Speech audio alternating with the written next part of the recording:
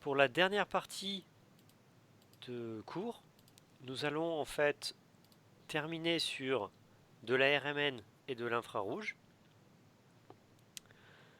La RMN qui est la résonance magnétique nucléaire, je vais rétablir vite fait le principe de son fonctionnement et justement expliquer les mots de blindage, déblindage et de couplage. Très rapidement. Cette technique repose sur les champs magnétiques. C'est-à-dire que dans un appareil de RMN, en fait, le tube AEC, ou alors l'IRM, dans l'IRM, pardon, la personne qui est dans le tube, elle est dans un champ magnétique. Alors, le champ magnétique s'obtient en faisant des bobines en fait, de champs électriques qui génèrent un champ magnétique. Donc, on a un phénomène de champ magnétique induit par un courant électrique. Et en tout cas, on imagine, en fait, vous pouvez imaginer que là, le vecteur B, par exemple, si vous mettez un tube, et à l'intérieur du tube AEC, entre la bobine, et il y aura un champ magnétique avec un pôle nord et un pôle sud qui est ressenti sur toutes les molécules de la solution de RMN. Et en fait, on va faire une expérience qui ressemble un petit peu à ça, c'est-à-dire que là, on a un champ magnétique extérieur et nos molécules, nos atomes, enfin même de façon plus précise, c'est les noyaux qui ont un spin nucléaire, c'est-à-dire ceux qui ont un nombre soit impair de protons, soit impair de neutrons, auront un spin nucléaire qui sera comme un mini-aimant. Un peu comme de la limaille de fer qui est attirée par un aimant. La limaille de fer en soi, c'est pas un aimant, mais dans la présence d'un champ magnétique, elle va s'aligner au champ. Et c'est ce qui va se passer.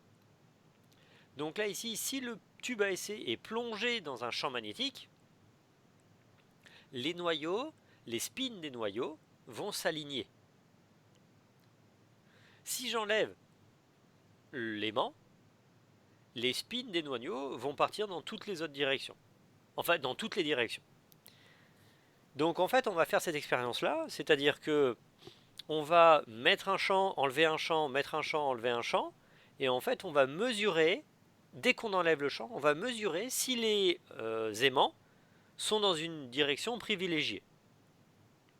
Ça va nous permettre de mesurer le champ magnétique induit dans la solution et voir comment il va redevenir autre chose, c'est-à-dire dès qu'on va laisser du temps de repos, les aimants, les petites flèches vont partir un peu dans toutes les directions et on va voir qu'il n'y aura plus de champ magnétique.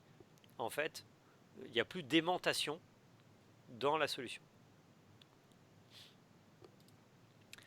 Plus le champ est intense, donc ça, cette figure-là, elle représente en fait la différence entre je m'aligne au champ extérieur ou je m'oppose au champ extérieur.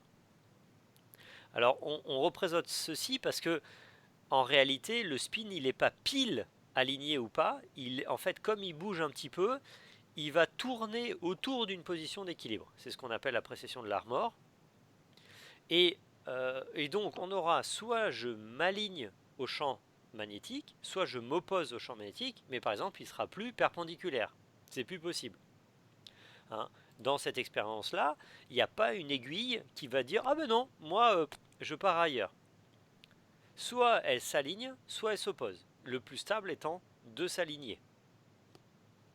Alors quand vous faites l'expérience avec une boussole, de temps en temps vous êtes obligé de... Bah non, vous ne faites plus ça. Mais bon, pour ceux qui ont déjà utilisé une boussole, il faut des fois tapoter la boussole parce qu'il y a des forces de frottement qui empêchent. Le champ magnétique de la Terre est faible. Donc l'alignement au champ magnétique est stabilisant, mais il suffit d'un petit peu de frottement et tu le contrebalances.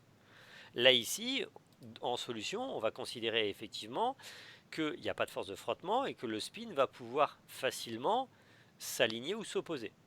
Cette différence d'énergie, elle va dépendre de la quantité et enfin de la nature chimique de ton aimant. Que je m'explique. Soit on va avoir deux noyaux différents, d'accord? Donc là c'est ce qui était expliqué, c'est-à-dire que pour un seul et même champ, B0 ici, là, on aura soit deux noyaux de nature différente, donc ils n'auront pas la même force d'aimantation, donc ils n'auront pas la même énergie pour s'aimanter, enfin pour s'aligner ou s'opposer, et l'éclatement entre les deux possibilités sera différent. Donc ça veut dire que là on a un delta E pour B et un delta E pour A. Ça veut dire deux fréquences en RMN différentes, deux énergies différentes. Donc on aura deux signaux différents. Donc déjà en RMN, en fonction de la nature du spin et donc de l'aimantation de ton noyau, tu auras des signaux différents. Donc on peut utiliser la RMN pour distinguer des éléments différents. En pratique, c'est pas ce qu'on fait parce que ça coûterait trop cher. Il y a moyen de le faire différemment. Ce que l'on va regarder, c'est pour les mêmes carbones, enfin pour les carbones ou pour les hydrogènes, on va remarquer en zoomant dans la fenêtre de fréquence de ce noyau-là qu'il va y avoir des différences entre les différents carbones et hydrogènes de la molécule à cause de l'environnement chimique. Alors, juste pour en arriver là un peu avant, la relation fondamentale que l'on vient de voir, en fait, que la différence d'énergie entre je m'aligne et je m'oppose au champ, elle dépend du champ magnétique extérieur, B0. Plus le champ est fort, plus la différence delta E est grande. C'est pour ça qu'en RMN, on essaye de fabriquer des RMN qui ont des champs de plus en plus intenses. Donc en soi, la RMN, c'est très peu d'énergie, mais c'est une technique qui coûte cher parce qu'il faut en fait des super aimants. En tout cas, en fait, on fait des bobines de superconducteurs, supraconducteurs, et c'est pas donné à faire. Quand on regarde la différence d'énergie entre ici, si vous remarquez, l'échelle en énergie, c'est des micro-électronvolts. Donc on est à 10-6 électronvolts, c'est-à-dire des pouillèmes d'énergie. C'est beaucoup plus petit que l'infrarouge. Hein, et donc avec la température, il y a autant de spin en haut qu'en bas. Donc on verrait rien. C'est-à-dire que si on enlève l'aimant, on aura autant de flèches en haut qu'en bas et elles s'annuleront, donc on n'aura pas d'aimantation. Ce que l'on veut, nous, c'est un maximum de molécules, de noyaux plutôt en bas qu'en haut, pour créer un déséquilibre, pour être capable de mesurer une aimantation. Ce rapport entre les deux populations, noté R, elle dépend de la température. La preuve, c'est que quand on regarde pour l'hydrogène, on a un rapport de presque 1 à 300 Kelvin. D'où la RMN, on ne la fait pas à 300 Kelvin. Quand on mesure la RMN, à l'intérieur, au niveau du tube, là où on fait descendre le tube en plein milieu de la bobine, eh ben on sera à froid. C'est-à-dire qu'on va descendre à 70, à moins 70 dans l'azote liquide, par exemple, pour refroidir et essayer de limiter la température d'agitation thermique qui permettrait de passer tout seul entre les deux états.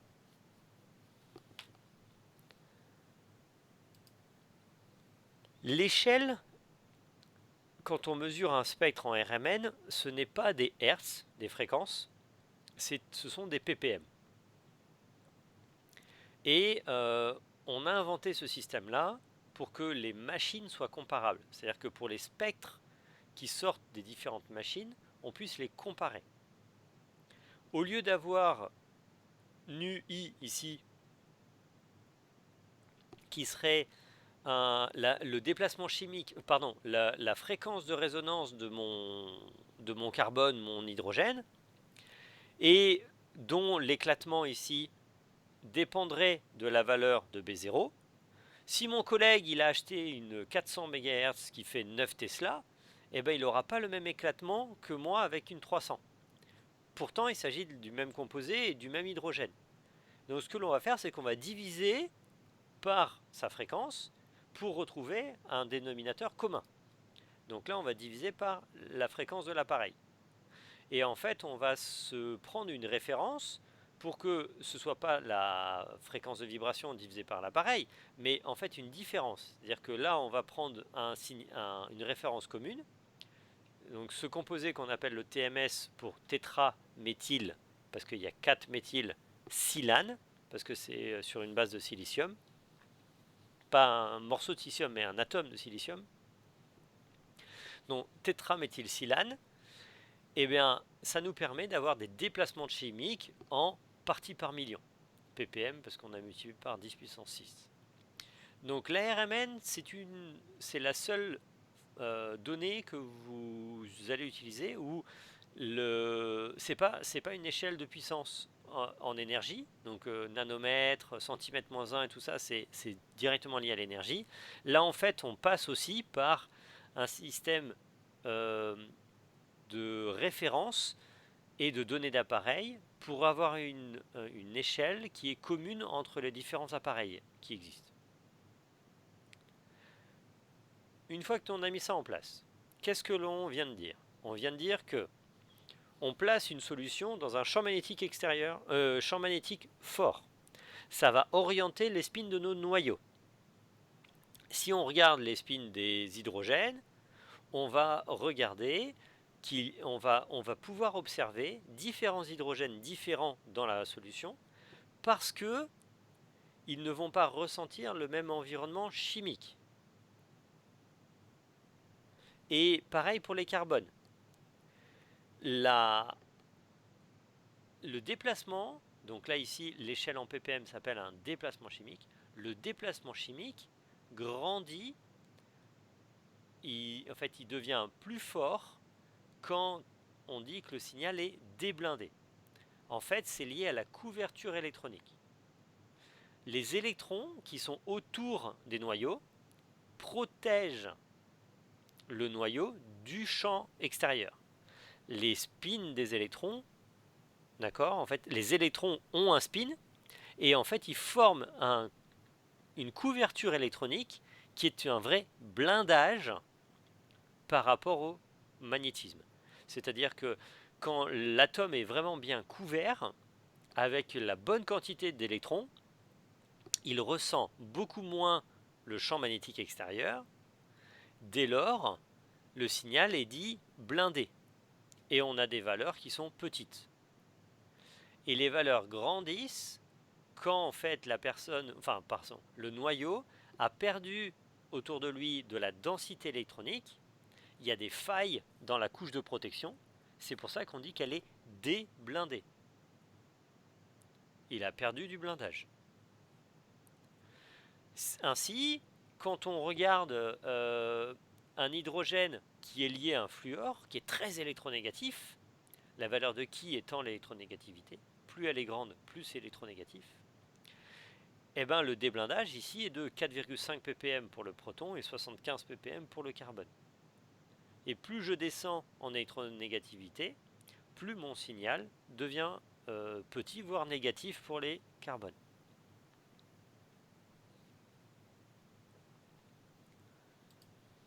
Comment ça marche à l'intérieur? Donc là, on va imaginer par exemple HF.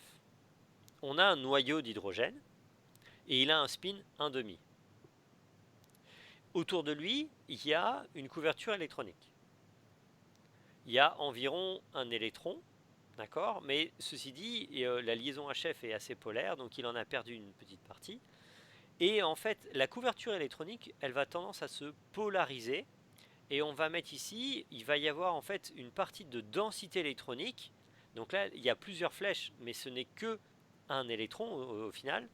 Mais c'est pour dire que la densité électronique, elle aura plutôt un caractère spin opposé pour en fait s'adapter. En gros, ils essayent de s'apparier entre guillemets. Et de l'autre côté, la couverture électronique, elle va avoir le sens opposé. C'est-à-dire que là, s'il y a les flèches vers le bas, ici, il y aura les flèches vers le haut. Et comme là, il y a des flèches vers le haut, et ben, ça va inciter le noyau de fluor à se mettre la flèche vers le bas. C'est comme ça que se propage principalement l'interaction magnétique à travers des couplages noyaux électron, électron, noyau, et donc c'est comme si les noyaux se ressentaient, et c'est comme ça qu'on va parler d'un couplage spin-spin. Ça peut être un couplage homonucléaire, dinucléaire, etc. Et ça peut se propager sur plus qu'une liaison.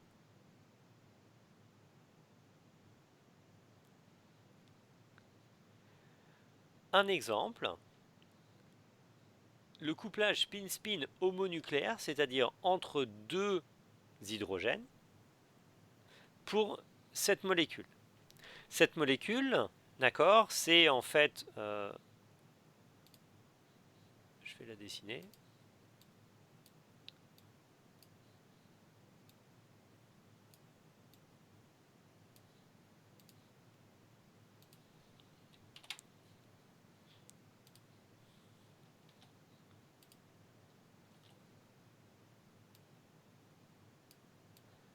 Donc là, ici, elle est jolie. Hein. Alors, on a CH3, CH2. Donc là, ici, on a un CH3 qui est voisin d'un CH2. On a un CH2 qui est voisin d'un oxygène et un CH3. Donc ces deux CH2 sont identiques, ces deux CH3 sont identiques. On a bien deux types de signaux. Ce CH2-là est plus près de l'oxygène, il est même directement lié. Donc l'oxygène, en fait, qui est un élément électronégatif. Pour vous souvenir de ce qui est électronégatif, on avait vu que le tableau ici, qui est où? Voilà. Que dans ce tableau-là, alors on oublie cette colonne-là qui n'est pas réactive. Le plus électronégatif, c'est celui-ci. Le moins électronégatif, c'est celui-ci, à l'autre côté, le francium. Donc là, ici, on part, vous tracez une flèche de FR vers F, et quand tu vas dans cette direction, tu es de plus en plus électronégatif. Sachant que, honnêtement, en fait, nous, on considère que là, c'est l'électronégativité comparée à l'hydrogène et au carbone, et que l'hydrogène, normalement, en électronégativité, il devrait plutôt être là, entre B et C. Donc il faut imaginer que l'électronégativité de l'hydrogène, c'est à peu près celle du carbone. Et tous ceux qui sont donc là, N, O et F, très électronégatifs. S aussi, Cl aussi, Br aussi. Et à partir de là, comme c'est une flèche, hein, vous voyez, c'est en diagonale, eux, ils ont à peu près la même électronégativité. Donc eux, ils sont plutôt peu électronégatifs, et les deux premières colonnes du tableau, sauf l'hydrogène, et donc on voit d'ailleurs il y a un trait noir, et ben, ces deux colonnes-là sont, eux, très peu électronégatifs, ils sont même électropositifs. Donc dès qu'on aura azote, oxygène, soufre, fluor, chlore, brome, et ben en fait, ils vont tirer à eux la couverture électronique. Ça veut dire que là, eux, ils vont perdre de la densité électronique. Donc le signal en carbone de ce carbone-là va être déblindé. Et il va se venger, entre guillemets, il va essayer de récupérer une partie de la couverture en tirant sur la couverture avec les CH. Donc les hydrogènes de ce carbone-là sont plus déblindés que ceux-là. Eux, ils sont quand même beaucoup plus loin. Et d'ailleurs, à la fin, en fait, ils sont assez peu déblindés, ceux-là. Ce CH3 est juste voisin d'un CH2. Et il perd assez peu de... Il est très peu déblindé. Donc là, ici, on a donc deux signaux qui intègrent 1 pour 3 et 1 pour 2, parce qu'ici, il y a 3 et là, il y a 2. Et comme c'est symétrique, ben, en fait, c'est la même chose que s'il avait marqué 6 pour 4. Donc quand vous avez un spectre comme ça, en fait, quand on a l'intégration ici, c'est la quantité d'hydrogène dans le massif. Et en fait, là, on a un rapport de multiplicité. On sait que c'est 2 pour 3, mais ça peut être 4 pour 6, ça peut être 6 pour 9, etc. Quand on zoome sur ce signal, en fait, on voit 3 pics. Quand on zoome sur ce signal, on voit 4 pics. Et là, c'est parce que ce CH3-là, il a un couplage avec les hydrogènes qui lui sont voisins. Donc ces 3 hydrogènes-là, ils remarquent 2 hydrogènes à côté et qui vont perturber son signal par des couplages spin-spin. Et ces 2 hydrogènes-là, eux, ils vont ressentir 3 hydrogènes et ils vont avoir un multiplié qui s'appelle un quadruplé. que je vous explique pourquoi. Mes CH3, ils sont voisins d'un CH2. Les deux hydrogènes, qui sont les voisins, hein, ils sont soit tous les deux vers le haut, soit tous les deux vers le bas, soit un vers le haut, un vers le bas, un vers le bas, un vers le haut. Donc ça, pour le spin, c'est la même chose. Et vous voyez, ici, vous avez quatre possibilités différentes, mais il y en a deux, il n'y en a que trois, en fait, qui correspondent à des sommes. C'est-à-dire que là, tu as les deux vers le haut, les deux vers le bas, et là, en fait, ils s'annulent. Pour mon CH2, ils ont trois hydrogènes en voisin, soit ils sont les trois vers le haut, soit les trois vers le bas, soit il y en a deux vers le bas, un vers le haut, soit il y en a deux vers le haut, un vers le bas. Donc il y a quatre situations possibles. Là ici, il n'y en a qu'une comme ça, il y en a qu'une comme ça, il y en a deux comme ça, donc les rapports, les hauteurs ne sont pas les mêmes. On a une hauteur de 1 pour 2 pour 1. Là ici, il y a une possibilité, là il y en a 3, 3 et 1, donc on a un rapport de 1, 3, 3, 1. Donc, ce que l'on appelle le multiplay ici, nous indique 1. Le nombre le déblindage, combien j'en ai, et selon le nombre de pics, combien j'ai de voisins. Donc ici, là, j'ai 4 hydrogènes, il y a 2 hydrogènes qui sont déblindés à 3,5 ppm, donc c'est plutôt déblindé pour le type de fonction chimique qu'il s'agit. Et j'ai 4 pics, ça veut dire que j'ai 3 voisins. Donc là, ça c'est mon CH2 et il est à côté d'un CH3. Pour retrouver les hauteurs des multiplés, vous pouvez utiliser le triangle de Pascal. Donc ce sont des bases de statistiques qui sont vues normalement au lycée. Quand j'ai 0 voisin, j'ai un pic singulier. Quand j'ai un voisin, j'ai un doublé. Quand j'ai 2 voisins, j'ai un triplé. Et en fait, pour reconstruire le triangle de Pascal, vous allez mettre un partout au début, puis un à la fin. Et pour calculer, en fait, ça, c'est la somme des deux au-dessus. C'est-à-dire que là, vous faites 1 et 1, 2, d'accord. Et vous terminez par, vous commencez à terminer par 1. Donc là, vous faites 1, 1 et 2, 3, 2 et 1, 3, vous terminez par 1. 1, 3 et 1, 4, 3 et 3, 6, 3 et 1, 4, et 1, 1. 1 et 4, 5, 6 et 4, 10, 6 et 4, 10, 4 et 1, 5, puis je termine par 1, etc. Donc là, en fait, c'est une base de statistiques avec une chance sur deux d'avoir un en haut, un en bas. Donc c'est pour ça que c'est Pascal qui avait déjà travaillé sur ces stats-là, bien avant que ça existe en RMN. Enfin, que l'on ait trouvé ça en RMN.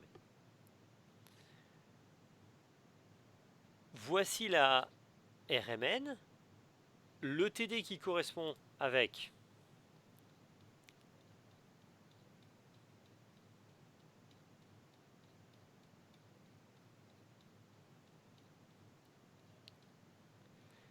ici, on a déjà travaillé un peu sur les environnements chimiques. Là, il s'agit cette fois-ci de représenter le couplage spin-spin. Donc si je prends Cl, CH2, CH2Cl, donc en fait, j'ai un chlore de chaque côté.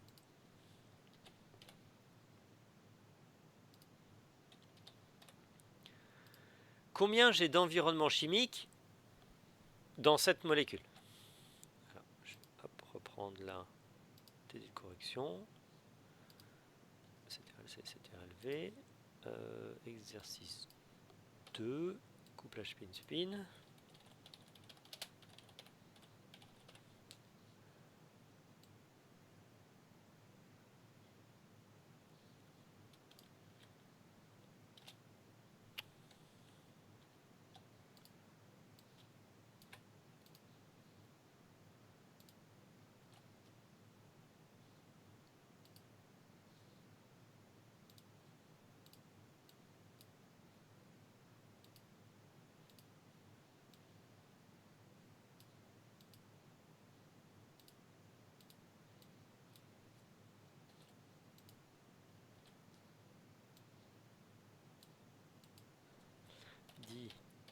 chloroéthane. Hop. Alors ici, pour résoudre cet exercice, il faut savoir combien j'ai d'hydrogène et de carbone différents. Donc, combien j'ai de types de carbone, combien j'ai de types d'hydrogène. Qui propose une solution?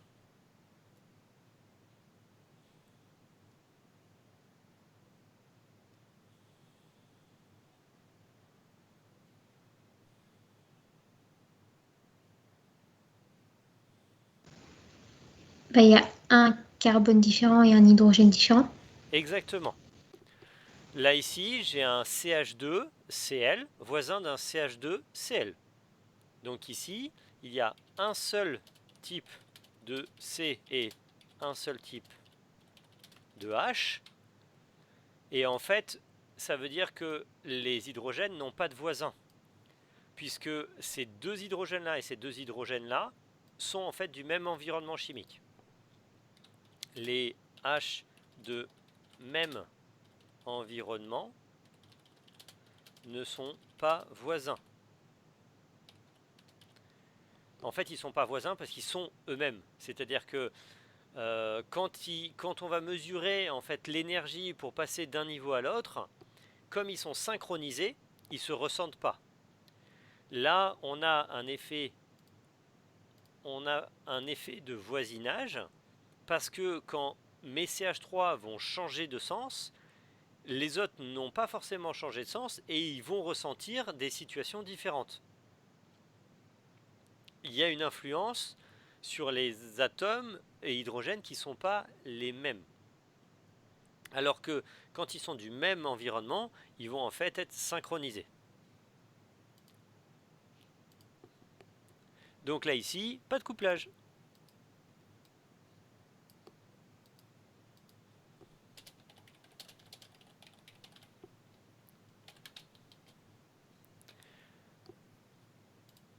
Le deuxième, c'est ClH2C, CH2I.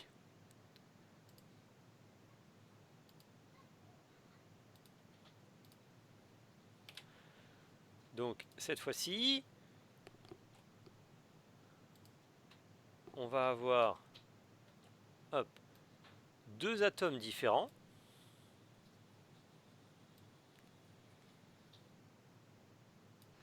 Hop. Donc là, c'est le 1 chloro. Non, c'est 1-chloro, 2-iodo éthane. Et là, ici, il y a deux types de carbone et deux types de H. Parce que le chlore n'a pas la même électronégativité que l'iode, le chlore est plus électronégatif que l'iode, il va donc attirer à lui différemment la couverture électronique. Donc le carbone qui est lié au chlore sera plus déblindé que le carbone qui est lié à l'iode. Et les hydrogènes qui sont liés à ce carbone-là seront aussi plus déblindés que ceux qui sont liés au carbone qui est lié à l'iode. Donc là, cette fois-ci, on a couplage. Alors, maintenant, ce qu'il faut savoir, c'est combien ces deux hydrogènes ont-ils de voisins. Donc vous devez compter combien d'hydrogènes, combien d'aimants vont influencer ce CH2. Donc là, ici, là, il y a un CH2. Donc, le CH2 aura un CH2 comme voisin, soit deux voisins, donc un triplet. J'ai deux voisins, j'ai trois pics.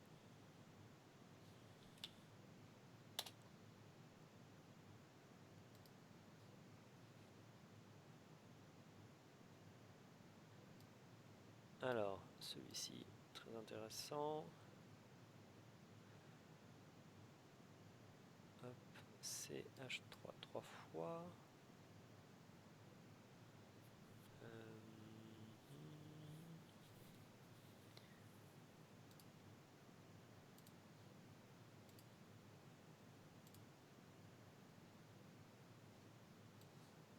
CH3 3 fois CH2BR.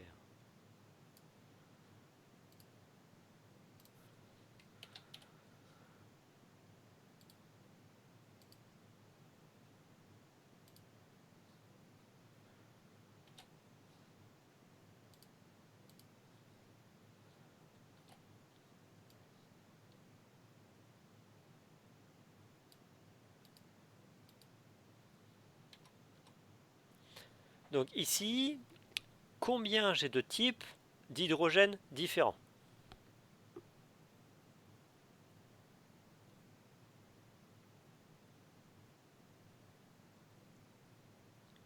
Et aussi combien de carbone? Sachant que pour le couplage spin-spin, ici c'est hydrogène-hydrogène. Donc le nombre de carbone différents, c'est pas forcément important pour cette question-là, mais c'est intéressant de s'entraîner quand même. Donc combien j'ai de carbone différents et combien j'ai d'environnements chimiques différents pour mon hydrogène?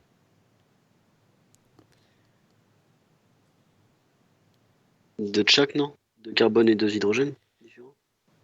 Presque. 3 carbones. Nous avons effectivement ici, attention, un carbone qui a 4 pattes qui ne sont pas des hydrogènes. Donc là ici, ce carbone existe mais n'a pas d'hydrogène. Donc là j'ai un CH2, ce qui fait un carbone différent, un hydrogène différent, un autre carbone différent, et là j'ai CH3, CH3, CH3, ils sont tous identiques là. Par contre, ça me fait un troisième carbone différent et un deuxième hydrogène. Donc 3 types de carbone et 2 types d'hydrogène. Quel va être le signal le plus déblindé?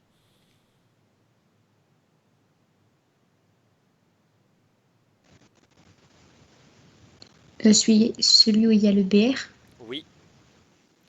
Donc là ici, quand on a en fait, alors juste au passage, dans les tables que vous trouverez, le déplacement chimique, est-ce que je vous ai parlé des tables?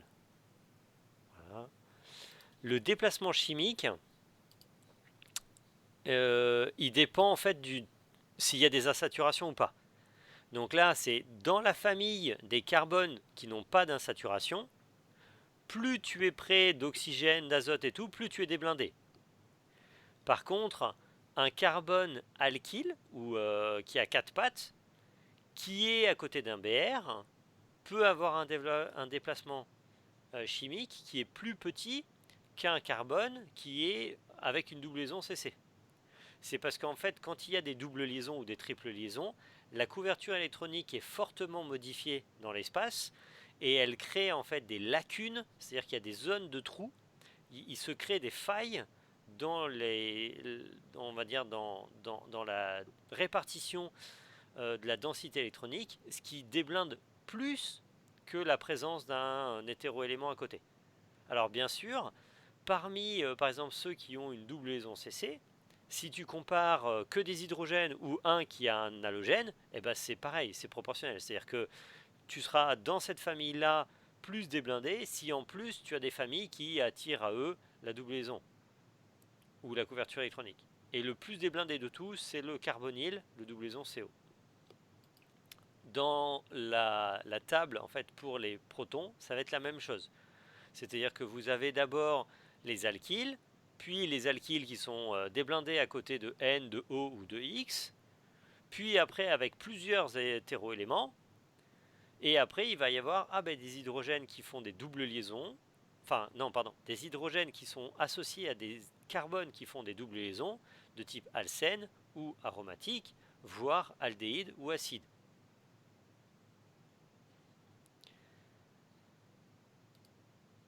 Donc là ici, le plus déblindé ce sont tous des alkyles, le plus déblindé c'est celui-ci. Après ce sera celui-ci, parce que là il a moins d'hydrogène, il a plus de carbone. Et là ici ce sera le CH3. Ce qui m'intéresse aussi, c'est là le couplage. Donc là, ici, il n'y a pas de couplage.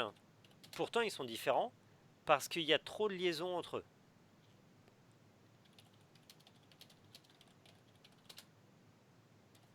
Car il y a plus de 3 liaisons entre eux. Alors, je vais peut-être aller chercher. Je me demande si je n'ai pas cette diapo dans le cours de L3. Hop, est-ce que j'en ai pas une qui explique un peu mieux? Allô, infrarouge. Amen.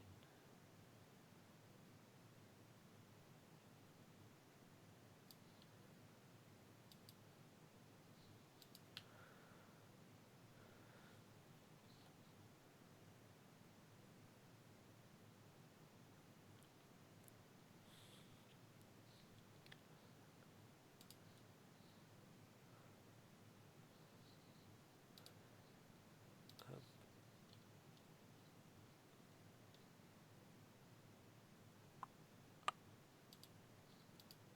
On va...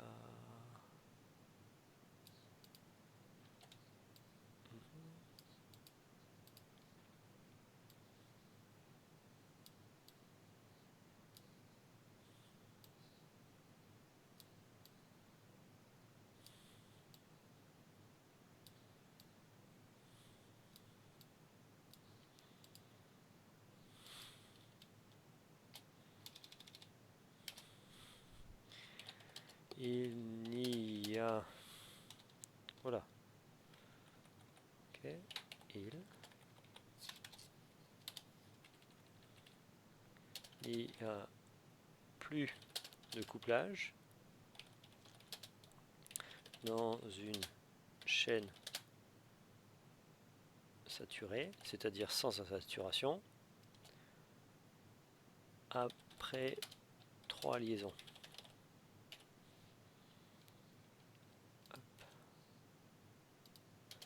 C'est-à-dire que si on considère le couplage entre le carbone et l'hydrogène, donc là ici, entre l'hydrogène et le carbone, il y a une interaction, puis entre le carbone et le carbone, il y en a une autre interaction, puis entre le carbone et l'hydrogène, encore une. Ça fait 1, 2, 3 liaisons chimiques.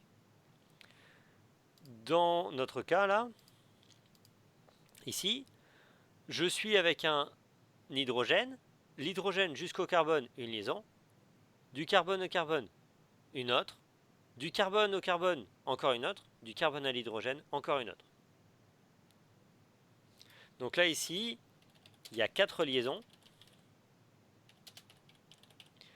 saturées, parce que des fois, quand il y a des insaturations, ça communique un peu plus loin, mais c'est faible quand même. Donc en règle générale, au-delà de 3 liaisons, il n'y a plus de couplage. Donc là ici, on aura donc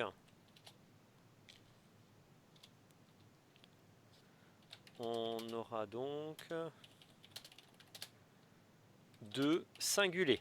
Des singulés, ça veut dire 2 pics tout seuls, il n'y a pas de multiplicité.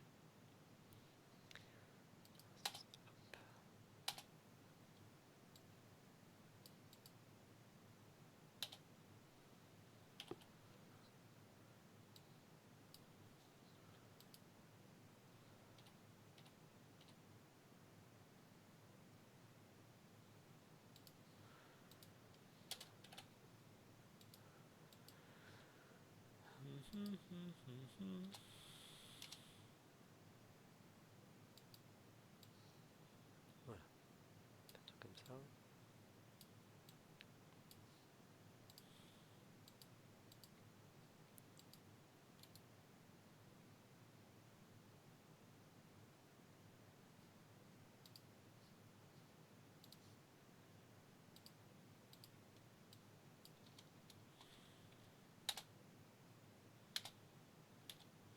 Super. Bon. Hop. On continue.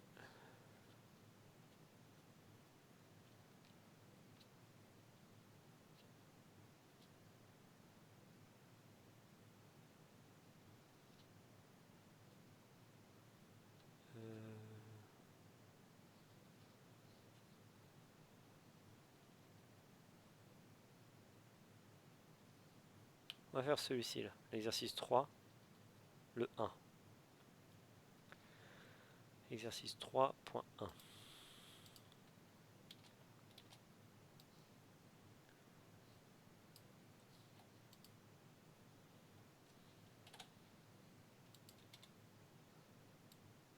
Exercice 3.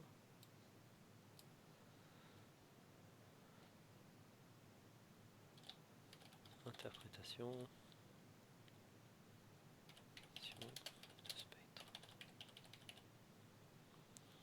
Donc là, on nous dit un composé A de formule C2H3Cl3 a un spectre de RMN qui présente un doublet à 3,9 ppm et un triplet à 4,4 ppm. Vous devez essayer de proposer une formule pour A.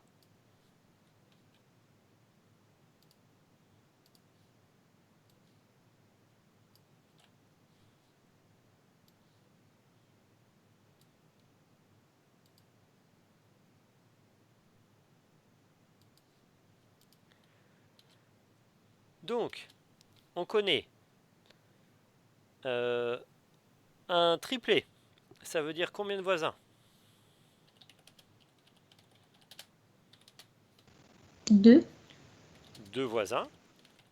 D'accord? Donc c'est à côté de soit un CH2, soit 2 CH identiques.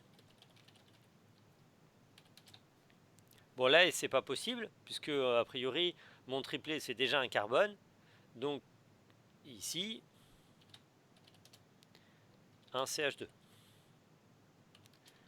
Et l'autre, le doublé, un doublé, égale un doublé, c'est-à-dire 2 pics, soit un voisin. Donc, voisin d'un CH. Donc ici, hop, proposition. Je sais que j'ai un CH, CH2. Ici, là, l'hydrogène prend une place, l'autre carbone une deuxième place. Il me reste la place pour 2 chlore. Donc j'ai Cl2. Et ici, là, le CH2 plus la liaison avec l'autre carbone, ça veut dire qu'il me reste une seule liaison disponible. Donc ça me fait CHCl2, CH2Cl.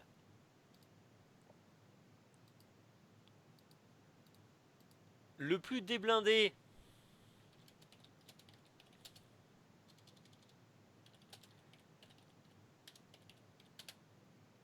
sera l'atome portant les 2 chlores.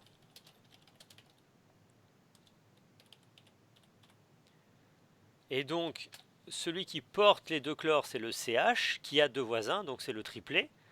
Et on voit bien que, effectivement, le triplet a un ppm plus grand que l'autre. Car le triplet, il est voisin du CH2, qui est le moins déblindé, et lui, il porte directement les 2 chlores, et donc c'est vrai que c'est lui qui est le plus déblindé.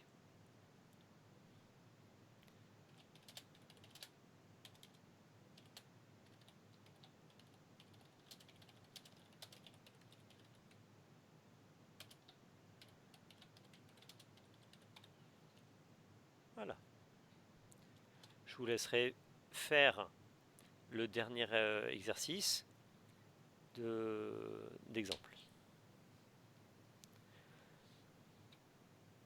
On va terminer le cours avec de l'infrarouge. La spectroscopie infrarouge est une spectroscopie de l'ordre où on utilise des centimètres moins 1. Donc ce n'est plus du visible, c'est après le rouge, c'est de l'infrarouge, donc c'est moins énergétique que le visible, mais c'est plus énergétique que la RMN en termes de quantité d'énergie impliquée dans la liaison, dans la transition. Cet infrarouge-là va nous servir à exciter les liaisons et les vibrations à l'intérieur des molécules. C'est-à-dire que dans une molécule, on va faire vibrer la molécule et les liaisons vont en fait réagir un peu comme des ressorts. Si on imagine donc par exemple dans une liaison dans, dans une molécule d'eau, j'ai un atome d'oxygène et il est lié à 2 atomes d'hydrogène. Si on imagine la liaison OH, ici nous avons quelque chose où on a une forme de ressort, c'est-à-dire que la densité électronique qui sert en fait à maintenir la liaison chimique, l'interaction forte, elle va pouvoir être excitée et en fait on va pouvoir osciller autour de la position d'équilibre. Donc si là je suis en position d'équilibre, je vais pouvoir allonger un peu la liaison, rétrécir un peu la liaison, et donc l'hydrogène va osciller autour de la position. Alors pourquoi c'est l'hydrogène qui bouge? Parce que c'est le plus léger des deux. L'hydrogène, son noyau n'a qu'un seul proton et parfois un neutron, mais en règle générale c'est juste un proton, alors que l'oxygène a au moins 8 protons et 8 neutrons, parfois un peu plus, donc il est au moins 16 fois plus lourd. Donc si vous comparez quelqu'un, je sais pas, des boxeurs avec un rapport de x16, c'est beaucoup, hein. C'est interdit ça. On n'a jamais quelqu'un qui fait 25 kg contre 300 kg. Hein. Vous comprenez bien que le plus léger sera plus mobile. Alors si on parle de boxe, par contre, le jour où l'autre il se fait toucher, il va prendre cher. Mais ça, c'est pas dans la spectroscopie infrarouge. Là, ce qui se passe, c'est que les noyaux vont osciller autour de leur position d'équilibre. Et en règle générale, on va considérer une forme de balancier, d'accord, comme si c'était un pendule. Et en fait, quand on considère un pendule en mécanique quantique, les niveaux de vibration, on va pouvoir passer d'un niveau à un autre par des ponts, enfin des sauts à des valeurs d'énergie constantes. C'est-à-dire que là, en fait, on va passer à un niveau qui va dépendre en fait de K qui dépend de la force du ressort et de la position d'équilibre. Et on va passer ici de ce niveau-là à ce niveau-là, ce niveau-là à ce niveau-là, ce niveau-là, ce niveau-là, pour le même niveau d'énergie. En pratique, ça c'est une approximation, ce qu'on appelle l'oscillateur harmonique, et qu'en règle générale, en chimie, tu peux casser une liaison en étirant, par contre en poussant, tu n'arriveras jamais à faire fusionner. Il va falloir une barrière énergétique énorme pour faire fusionner les deux noyaux. Donc c'est pas tout à fait symétrique. Mais ça se traite à peu près pareil, et on a des différences d'énergie qui sont en fait des sauts en énergie caractéristiques de chaque liaison. Donc là encore une fois, on retrouve en fait dans cet outil de spectroscopie le lien entre une transition, donc là c'est une transition vibrationnelle, et une énergie donnée. Ce qui veut dire qu'une liaison OH aura une énergie donnée, une liaison CC, une énergie donnée, etc. Et c'est comme ça qu'on va pouvoir retrouver les différentes fonctions chimiques dans un spectre infrarouge. La loi de Hooke est celle qui nous permet de relier la fréquence de vibration, en nombre d'ondes ici par exemple, avec la liaison chimique. Elle est proportionnelle à la nombre de liaisons, donc K c'est la force du ressort. Plus j'ai de liaisons entre les atomes, plus ça va être dur à faire vibrer. Ainsi, une liaison simple carbone-carbone, elle demande en équivalent énergie, en nombre d'ondes, 1200 cm-1. Donc ça c'est proportionnel à l'énergie. Quand je passe à une double liaison, c'est plus dur, je suis à 1650 cm-1. Quand je suis à une triple liaison, c'est encore plus dur, j'ai besoin de dépenser 2150 cm-1. Mais c'est inversement proportionnel à la masse réduite. En fait, la masse réduite, c'est une forme de moyenne des masses et elle dépend de la masse des deux. C'est-à-dire que là, ici, quand on joue à faire ça, celui qui va bouger et la quantité qui va bouger va dépendre du poids et du poids en fait des deux. C'est-à-dire que s'il y en a un qui est très très lourd, ben, il ne va pas du tout bouger, donc tout dépend de l'autre. Et donc, comme c'est inversement proportionnel à ça, dès qu'on va avoir de l'hydrogène qui est très mobile, ça va changer la gamme d'énergie. Donc la masse réduite est plus petite quand il y a l'hydrogène, et comme c'est inversement proportionnel, donc l'énergie est plus grande. Ça veut dire que les atomes, enfin les liaisons avec l'hydrogène, eux, sont plutôt dans la gamme des 3000 cm-1, et avec les autres, les atomes lourds, par exemple Cc et Co, c'est plutôt autour de 1000, et dès que ça va être plus lourd, ça sera en dessous. Alors ça, et ce qui se passe, c'est que ceux-là, ils sont cachés par plein d'autres bandes, et donc on ne les verra pas. Par contre, les hydrogènes, on va pouvoir les voir. Donc dans les tables, on obtient ce genre de choses. Alors, les tables de Rouessac sont beaucoup trop précises, mais dans l'idée, pour avoir un moyen mémotechnique, ce qui est très intéressant en fréquence en infrarouge, c'est qu'entre 2000 et 2500, il n'y a presque rien d'habitude, et on verra très bien les triples liaisons. C'est comme ça qu'on peut voir les triples liaisons CC ou les triples liaisons CN, et les triples liaisons CN, ce sont des fonctions cyano qui peuvent être dangereuses pour la santé, voire mortelles, et donc ça peut être intéressant de pouvoir les capter et les détecter comme ça. Toute la chimie des hydrogènes se retrouve au-dessus de 2500. On pourra faire la différence entre un aldéhyde, des CH alkyles, des CH qui sont liés à des insaturations, aromatiques, alcènes ou alcynes, c'est la triple liaison. Donc là ici, quand il y a une triple liaison avec un CC, il y aura une vibration entre les deux carbone-carbone là, et il y aura aussi une vibration s'il y a un hydrogène qui est lié à un carbone qui est comme ça. Les hydroxydes, les amines, c'est-à-dire les fonctions alcool et amine, se voient très bien, ce sont souvent des grosses patates qui sont vers la fin du spectre. Les doubles liaisons CO sont entre, et les doubles liaisons CC en règle générale sont entre 1500 et 2000. Les CO se voient bien, les autres sont un peu plus moins intenses. Et ici, alors c'est pas ça que je voudrais mettre en fait, c'est hop, là il y a les modes plus vibration de déformation, formation angulaire. Et là il y en a plein. Ça veut dire que cette partie-là, en fait, hop, nombreuses vibrations de déformation angulaire. Donc ici, en fait, en dessous de 1500, il y a souvent plein de pics. Ce qui veut dire que pour l'interprétation du spectre, c'est une zone que l'on ne va pas regarder. Et en fait, on ne va pas pouvoir essayer de les détecter.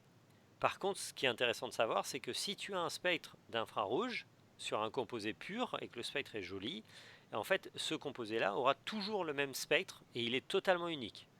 Les spectres d'infrarouge de composés moléculaires sont totalement uniques. Alors, les vibrations, qu'est-ce qu'on a comme type de vibration?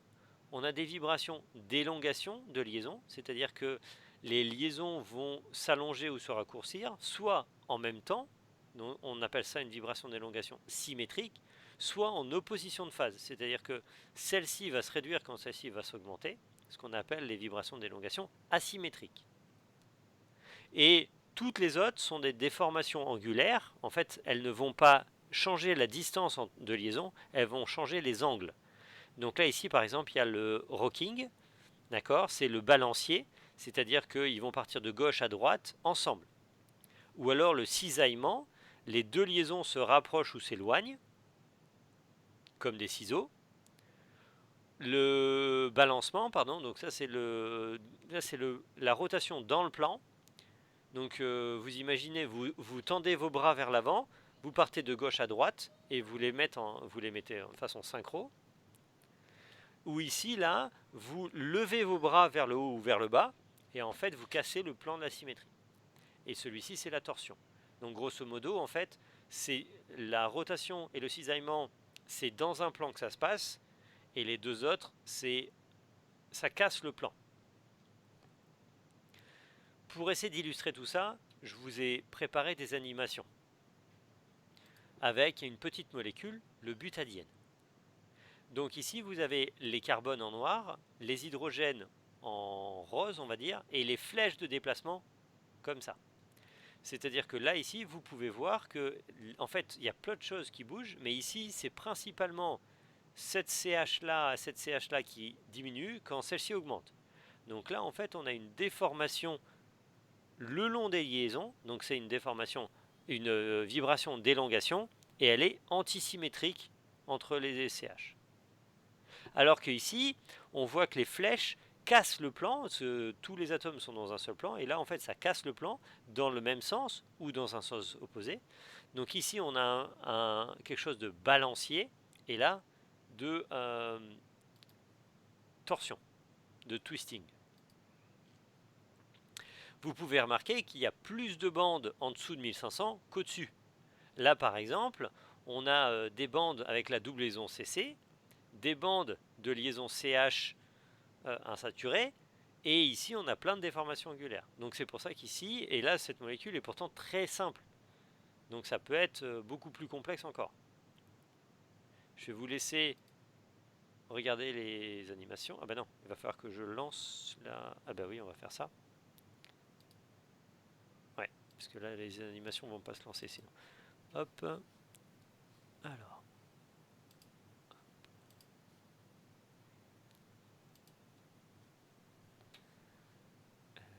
Ce serait mieux que le diaporama soit de l'autre côté. Voilà. Voilà. Donc là ici, vous pouvez observer que les CH évoluent dans un sens opposé. C'est-à-dire que là ça s'allonge, quand là ça se réduit et vice versa. Là ici, en fait, vous pouvez noter que là, il y a l'angle qui se referme, mais le truc le plus important, c'est qu'en fait, cette liaison se raccourcit ou s'allonge.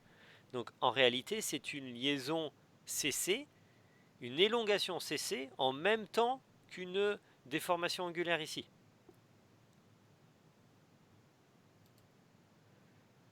Là ici, on voit que les liaisons ne changent pas du tout. Donc il n'y a pas de nature de vibration d'élongation. C'est purement une déformation en dehors du plan de notre molécule. Là, c'est la version pas identique, mais en version balancier, d'accord? Alors que l'autre, c'était une torsion.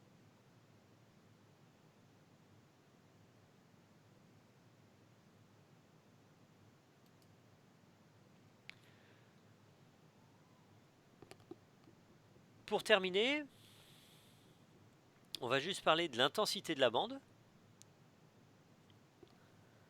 Donc là, ici, vous avez un vrai spectre. Hein. Au-dessus de 3000, là, enfin vers 3000, vous avez en fait des bandes d'élongation CH. Là, vous avez 1650, en fait, une doublaison CO.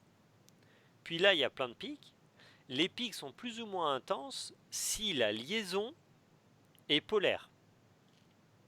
C'est-à-dire que la liaison CH est une liaison qui est très peu polaire. Quand elle vibre, ça change peu le moment dipolaire. Ça fait que la vibration est peu intense.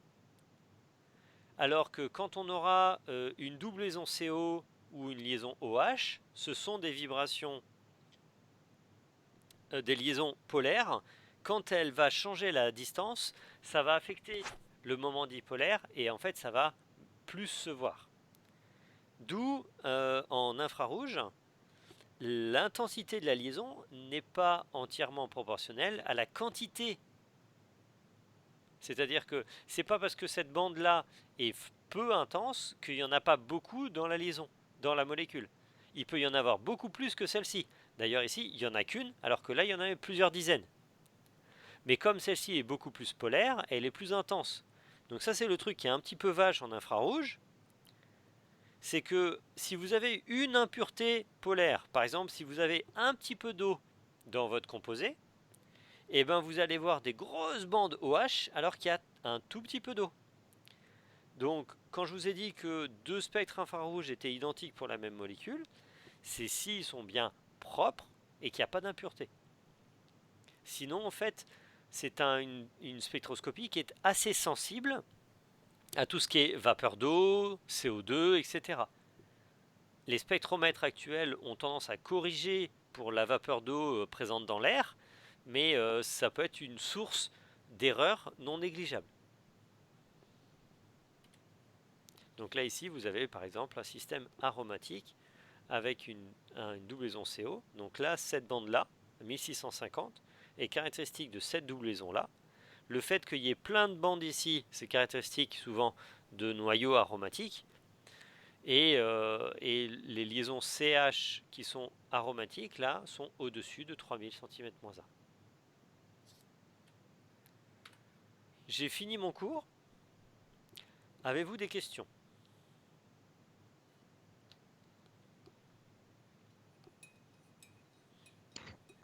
Pour le moment, ça va. C'est quand même pas mal d'informations. À réviser au dernier moment, ça va être vraiment dur, hein. Donc je vous encourage à travailler les TD, etc. en amont. Il y aura la moitié de questions de cours aussi, hein. Il y aura des questions de cours. Donc travaillez votre cours et, me poser des questions si jamais vous avez problème, de m'envoyer un mail. Parce qu'il y a des chances que je ne me reconnecte pas sur le Teams de Luco avant un petit moment. Parce que comme je suis sur le Teams de la fac, je passe rarement de l'un à l'autre. Donc là, je vais vous mettre les liens sur les deux vidéos YouTube dans le Teams. Ok. Je vous réactualise le PDF de cours et le PDF de correction des TD. Je vous les mets aussi sur le Teams. Et à partir de là, je vous conseille de m'écrire par mail. Hein, thomas.cauchy@univ-angers.fr. Et de m'écrire pas 2 jours avant l'examen, quoi. Hein. Ok, ça marche. Bon, merci de vous être connectés. Merci à ceux qui ont participé et proposé des réponses pour le TD. Et je vous souhaite une bonne continuation. Merci. Merci à vous. Merci. Au revoir. Merci. Au revoir.